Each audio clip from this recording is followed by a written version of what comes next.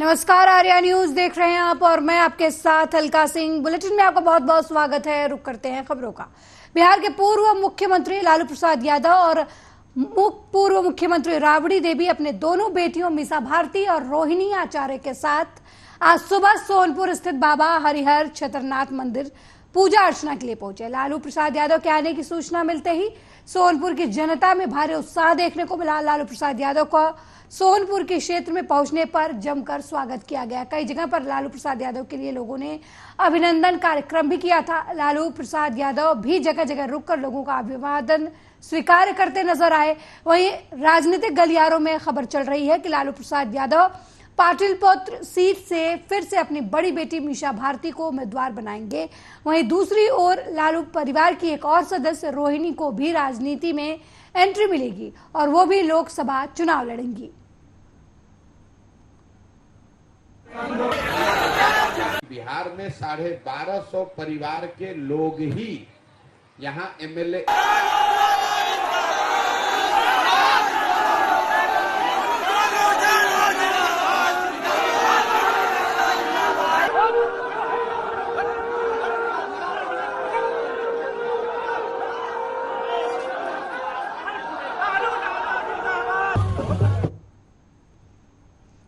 वहीं चुनावी मैदान में उतरी मीसा भारती और रोहिणी आचार्य दोनों बेटियों को लेकर बाबा हरिनाथ मंदिर पहुंचे। लालू यादव पर प्रशांत किशोर ने तंज कसा है।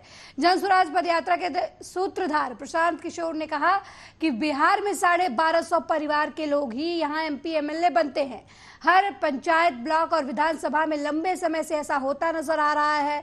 भाजपा को आप बिहार में देख लीजिए। बिहार के बीजेपी प्रदेश अध्यक्ष हैं सम्राट चौधरी, इनके बाबूजी शकुनी चौधरी, ये कांग्रेस की सत्ता में मंत्री रहे, फिर लालू की सरकार में मंत्री रहे, इसके बाद नीतीश की सरकार में मंत्री और मांझी की सरकार में भी मंत्री थे। ये दिखता है कि बिहार की राजनीति पर कुछ परिवारों का कब्जा हो गया है। बिहार की आबादी है 13 करोड़, इसमें 3.5 करोड़ परिवार के लोग यहाँ रहते हैं। लेकिन ऐसा कौन हो सकता है कि 1250 परिवार के लोग ही यहाँ पर एमपी एमएलए बन रहे हैं। कुछ परिवारों का कब्जा हो गया है। बिहार की आबादी है 13 करोड़, 3.5 करोड़ परिवार के लोग यहाँ रहते हैं। लेकिन ऐसा कैसे है कि एमएलए एमपी 1250 परिवार का ही आदमी बनेगा? उस व्यवस्था को तोड़ने के लिए ये मैं गांव गांव लड़कों को संगठित कर रहा हूँ कि आप में अगर क्षमता है, जज्बा है, आप चुनाव लड़ सकते हैं तो आप आइए। आपके पास पैसा नहीं है, आपके बाबूजी लालू यादव नहीं है, मंत्री विधायक नहीं है, लेकिन उसके लिए घबराने की बात नहीं है। अगर हम उनको सलाह दे सकते हैं तो आपको भी सलाह दे सकते हैं। आपको सलाह भी देंगे और संसाधन भी देंगे। आप आइए, समाज के लिए, समाज में अपनी जगह बनाइए, राजनीति में जुड़िए, क्योंकि ये पूरा अभियान इस बात के लिए है कि समाज से अच्छे लोगों को राजनीति में लाया जाए। उसी के तहत ये क्लब बनाए जा रहे हैं। जो लड़के ये क्लब बना रहे हैं उनकी सामाजिक राजनीतिक यात्रा उस क्लब के मूल में है कि भाई वो गांव में काम करेंगे, युवाओं को जोड़ेंगे, उनको पढ़ाएंगे, उनको खेल कूद में मदद करेंगे, कोई बीमार पड़ेगा तो उसकी मदद करेंगे, तभी तो वहां उसकी पहचान बनेगी।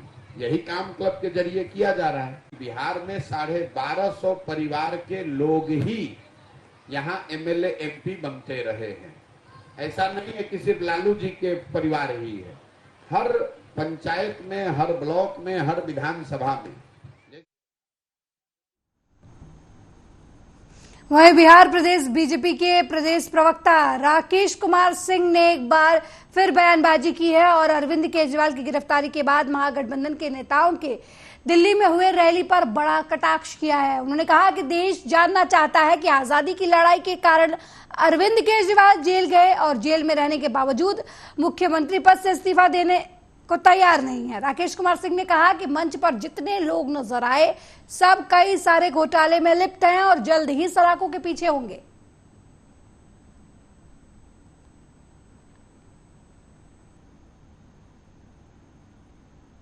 आज दिल्ली के रामलीला मैदान में देश भर के भ्रष्ट परिवारों की जमात पहुंचने वाली है।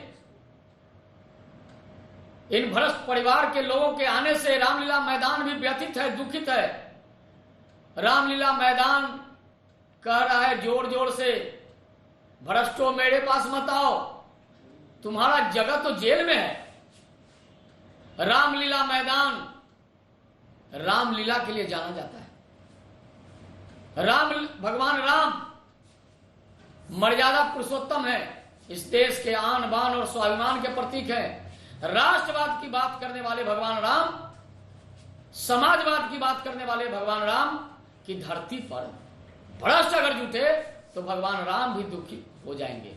राम का विरोध करने वाले ये सभी राम विरोधी रामलीला मैदान में पहुंच रहे हैं। ये कौरवों की सेना है। जिस प्रकार से कौरवों की सेना ने पांडवों की सेना को कहा था हम 5 गज नहीं देंगे, 5 गांव नहीं देंगे, उसी प्रकार से ये जो भ्रष्टाचारी परिवार है कहता है हम 1 सीट नहीं देंगे। अरे आपके पास में सीट है क्या? ये सीट देश की जनता के पास है। देश की जनता ने मन वह विदिशा में पूर्व मुख्यमंत्री शिवराज सिंह चौहान के सामने कांग्रेस के लगभग 1000 कार्यकर्ता बीजेपी में शामिल हो गए। पूर्व विधायक शशांक भार्गव के घर पर आयोजित कार्यक्रम के दौरान कांग्रेस के 1000 से ज्यादा कार्यकर्ता, जनप्रतिनिधि और पदाधिकारियों ने भाजपा का दामन थामा।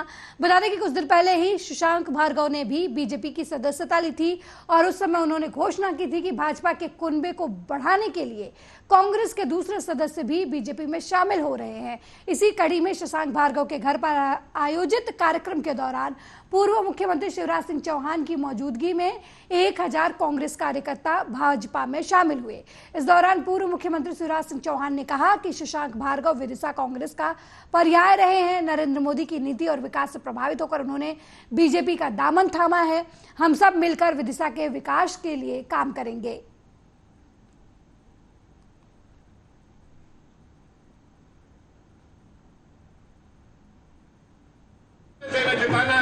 आज जो भारत की स्थिति है, पूरी दुनिया में मान की, सम्मान की, स्थान की, मेरे कार्यकर्ता भाइयों, विदिशा वासियों, आज के पहले कभी नहीं थी। नरेंद्र मोदी जी ने चमत्कार किया है। विदिशा की धरा ऐसी पवित्र धरा है कि यहां से जो चुन के जाता है वो बड़े काम करता है। अटल जी पूरी दुनिया में भारत का नाम रोशन करने का काम किया। सुषमा दीदी ने राजनीति को नई परिभाषा दी। मैं तो बहुत सौभाग्यशाली हूं कि विदिशा की धरती का बार बार सेवा करने का अवसर मिल रहा है। मुझसे ज्यादा भाग्यशाली कौन है? ये कांग्रेस वो कांग्रेस नहीं। वहीं आगरा में एक युवक की पीट कर हत्या कर दी गई। रविवार देर रात कुत्ते को लेकर विवाद हुआ, जिसके बाद 3 लड़कों ने लोहे के सरिये से युवक को इतना पीटा कि इलाज के दौरान उसकी मौत हो गई। वहीं घटना से गुस्साए परिजनों ने शव को थाने के सामने रखकर हंगामा किया। तनाव को देखते हुए पीएससी तैनात की गई। पुलिस ने 3 आरोपियों को हिरासत में लिया। मामला न्यू आगरा इलाके का है। रविवार रात करीब 9:30 बजे जैकी नाम का युवक घर आ रहा था, तभी कुत्ता जैकी को काटने दौड़ा। इसको लेकर जैकी और राकेश के बीच में विवाद हुआ। राकेश ने अंशु बॉक्सर के साथ मिलकर जैकी पर पत्थर और सरिये से हमला बोल दिया। उसको गंभीर तरीके से पीटा, जिसकी वजह से जैकी के सिर में गंभीर चोटें आई। दोनों आरोपियों ने उसे मरणासन में छोड़कर चले गए, जिसके बाद परिजन जैकी को लेकर अस्पताल पहुंचे, जहां पर उसे एसएन मेडिकल कॉलेज के लिए रेफर कर दिया गया, जहां डॉक्टरों ने उसे मृत घोषित कर दिया।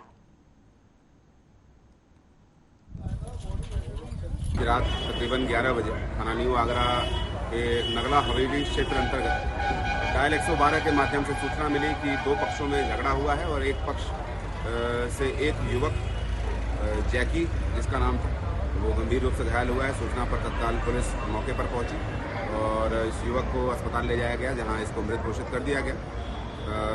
दूसरे पक्ष से 3 लोगों को जो मौके पर थे उनको पुलिस ने हिरासत में ले लिया है और अभियुक्त पक्ष से, और मृत युवक की बॉडी को मोर्चरी भेज दिया गया और वादी से तहरीर लेकर सुसंगत धाराओं में अभियोग पंजीकृत किया जा रहा है। और इस एफआईआर में जो भी नामजद लोग होंगे, जो भी इस घटना में शामिल लोग होंगे, उनकी गिरफ्तारी के लिए टीमें लगा दी जाएंगी और तत्काल ही गिरफ्तारी सुनिश्चित की जाएगी। वहीं सलून क्षेत्र के गांव पूरे दांडी में पिछले 2 हफ्ते में एक ही परिवार के 5 लोग समेत 7 लोगों की रहस्यमय बीमारी से मौत हो गई।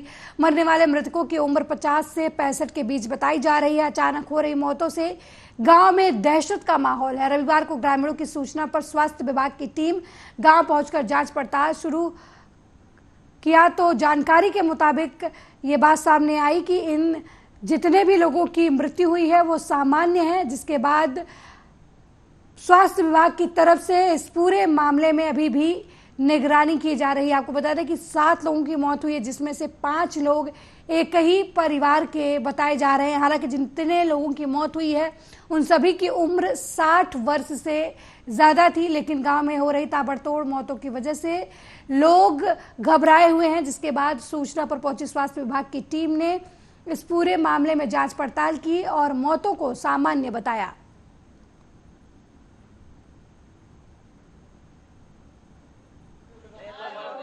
मामला ये है कि 8 तारीख से आज 30 तारीख है।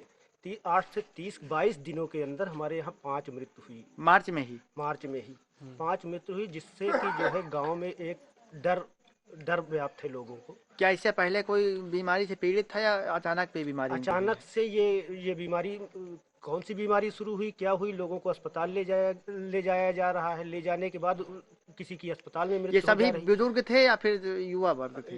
ये 50 से लेके जो है 65 के बीच के लोग थे सारे। बिजनौर से सड़क हादसे की खबर सामने आई है, जहां अनियंत्रित होकर बस गड्ढे में पलट गई, जिसकी वजह से बस में बैठे 7 लोग घायल हो गए। मामला बिजनौर बैराज के पास का है, जहां पर NH 119 पर बिजनौर से मुजफ्फरनगर जा रही बस का संतुलन बिगड़ गया और बस सड़क किनारे गड्ढे में पलट गई। बस में सवार लगभग 7 यात्री इस हादसे में घायल हो गए, जिनमें से एक की हालत गंभीर बताई जा रही है।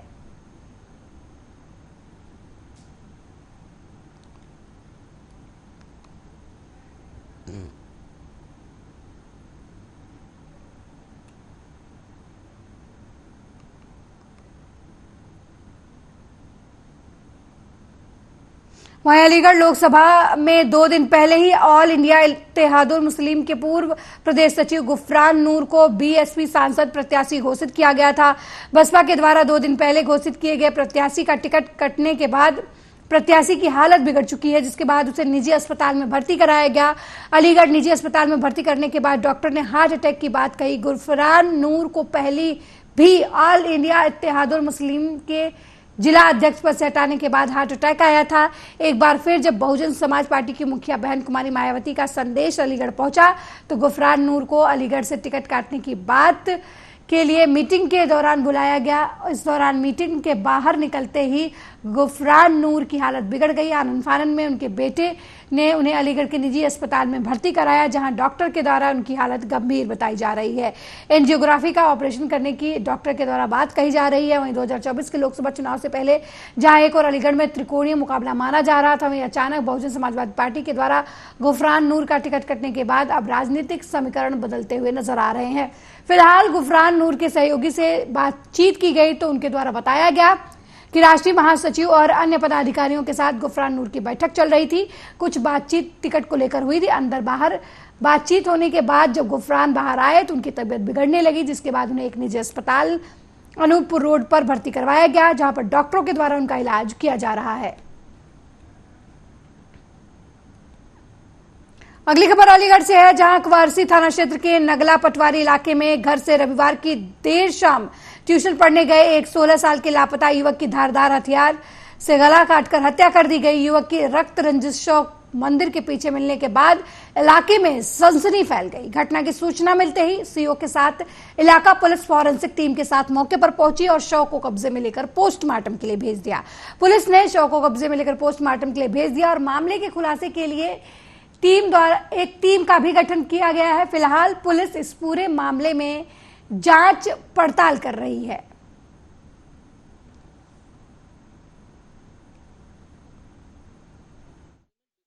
एक व्यक्ति के मृत पाए जाने की सूचना मिली। स्थानीय पुलिस ने फील्ड यूनिट के साथ तुरंत ही मौके पर पहुंचकर घटनास्थल को सुरक्षित किया एवं सभी भौतिक एवं वैज्ञानिक साक्ष्यों का संकलन किया। प्राप्त तहरीर के अनुसार अभियोग पंजीकृत किया जा रहा है। टीमें गठित कर दी गई है। शव को पोस्टमार्टम के लिए भेज दिया गया है। एक अभियुक्त को पूछताछ के लिए हिरासत में भी ले लिया गया है। अग्रिम विधिक कार्रवाई प्रचलित है एवं मौके पर शांति व्यवस्था कायम। आज थाना कुआरसी के इसको ये कल 9 बजे रात को घर नहीं आया। उसके बाद में हम सोच रहे मैंने कि इधर उधर बैठा हुआ होगा, तो फिर हमने 11 बजे से ढूंढना स्टार्ट करा है। इसका पता नहीं पड़ा, पूरी रात हमने ढूंढा, कोई जगह नहीं छोड़ी। सुबह में जब वहीं 2024 के लोकसभा चुनाव को लेकर सभी सियासी पार्टियों द्वारा सियासी सरगर्मियां जोरों शोरों से शुरू हो गई हैं। बठिंडा से पूर्व मेंबर पार्लियामेंट बीबा हरसिमरत कौर बादल द्वारा शहर के अलग अलग इलाकों में जाकर चुनाव प्रचार किया गया। इंडिया गठजोड़ द्वारा दिल्ली में किए जा रहे महा रैली पर तंज कसते हुए कौर ने कहा कि भ्रष्टाचारी सभी एक मंच पर है। उन्होंने कहा कि अपने आप को पूरा ईमानदार कहलवाने वाले अरविंद केजरीवाल को बार बार बुलाए जाने के बाद भी पेश नहीं हुए। जब अब वो जेल में है तो भ्रष्टाचारियों के गठजोड़ उनके हक में रैली कर रहे हैं। उन्होंने कहा कि भाजपा और कांग्रेस एक ही है, एक दूसरे से पार्टी उम्मीदवार लेकर चुनाव मैदान में उतारते हैं। इससे साफ जाहिर होता है कि इनके लिए लोकहित जरूरी नहीं, सिर्फ कुर्सी जरूरी है। उन्होंने कहा कि शिरोमणि अकाली दल किसानों की पार्टी है और अकाली दल कुर्सी के लिए नहीं, किसानों के हित में लड़ती है।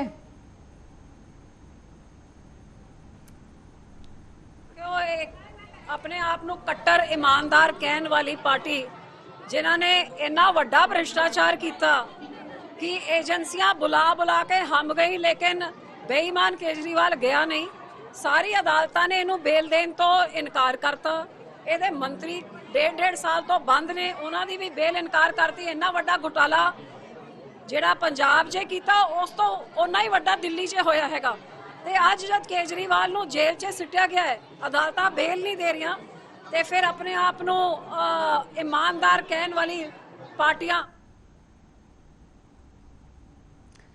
वहीं लोकसभा चुनाव को देखते हुए चुनाव आचार संहिता लागू हुई है। ऐसे में पुलिस भी अवैध गतिविधियों को रोकने के लिए सड़क पर उतर आई है।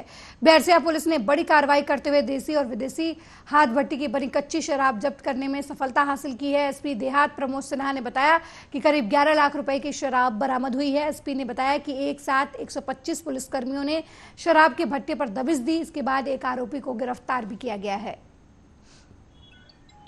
परंतु ये छोटे छोटे टपरे जैसे बनाकर उसमें रखा करते थे और स्वयं थोड़ी दूर जाके कहीं अन्य जगहों पे खड़े रहते थे ताकि ऐसा न हो कि वो उसके साथ में ही पकड़े जाएं। पर पुलिस ने पहले से ही इसमें काफ़ी मेहनत किया था और हमारी टीम ने सादे कपड़े में जाके पूरी सर्वे की थी पहले। ये करीब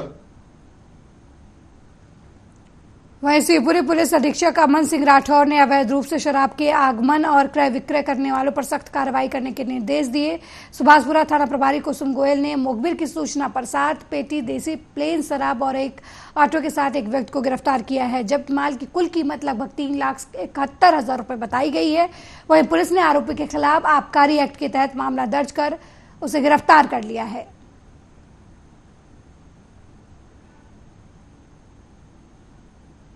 मेरे साथ इस बुलेटिन में फिलहाल इतना ही। देश दुनिया की तमाम खबरों को देखने के लिए देखते रहिए आर्या न्यूज। नमस्कार।